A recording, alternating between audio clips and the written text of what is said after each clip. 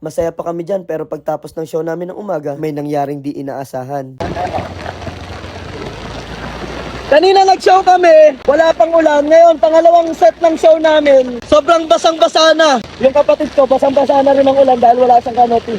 Pero wala tayong magagawa, isang oras na lang inalalabi, mag-start na yung show. No choice kami kundi mag-clown ng basa. Kaya kasama ko si Jason, si Dada. Kanina nagtalo kami ng kapatid ko kasi kung susugurin ba namin yung ulan. No choice sabi ko sa kanya. Totoo talaga yung kasabihang the show must goes on. Lagi ko lang iniisip, may challenge si Lord para sa akin. Hindi para maging negative. Samahan nyo kami, mag-clown na basa. Ang basa na yung sapatos ko. Wala pa si Jimwell. Hintayin pa namin dito. Last 40 minutes bago mag-party. Wala pa rin siya. No choice kundi balikan natin. And guys, may isa pang problema. Yung motor ng kapatid ko ayaw nang gumana. Nalubog ba? Pastor, tingnan nyo dito. Pagdaan nila Jay, may kasaya ko.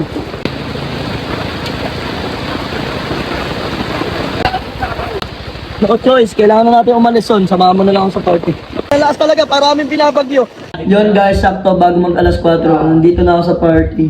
Medyo marami ng tao, kaya nagmamadali na rin ako mag-makeup. Gawin lang namin masaya yung araw na to kahit sa kabila ng struggles na nangyari sa amin kanina. Enjoy every moment. Ano nyo yung makeup mabilisan lang. So kanina sobrang basang-basa yung sapatos namin. Buti na lang may nahiraman kaming Crocs at chinelas. Yun, andito na kami! Are you happy? Say mama. Mama, ikaboom. Happy birthday! Guys, ito yung kapatid ko. Umabol. Sorry kapatid.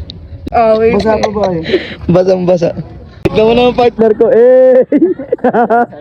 Hindi ka pala nasiraan. Napindot lang yung Pindot ko to, son. Sabi na nagagawa. Putik na yan. Ginanto lang tapos ginanyan naman dar. Oh. Magkano bayad nyo? Wala. Hey, bring me, ano na mapagdala dito na? Senior Citizen na Puntis! Happy birthday to you! Bakit ba sa akin dating nun? Promise. Wala pa, alam mo! Yung palapakan naman. Yan, sa totoo lang talagang everyday is merong purpose si Lord kung paano yun nangyayari. Katulad nga sa amin ni Kuya, nangyayari din sa atin yung challenge.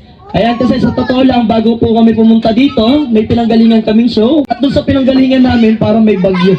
Ayan po, basa po. Kahit yung namin, ang saplot. Pati yung sapatos, basang-basa. Pero tinuloy pa rin namin ni Kuya kasi lagi nasa isip namin is, everyday is blessing. Away ka rin, kuya. Ay, super na. Pababa mo na yung cake sa kasama mo. Ano ba naman yung cake? Bro, sorry ha. Go! Alam mo ba nung nakaraan? Bigla na lang umalis. Nang hindi nagpaalam, iniwan ako mag-isa. Salat ka lang! Yung pinamalakas!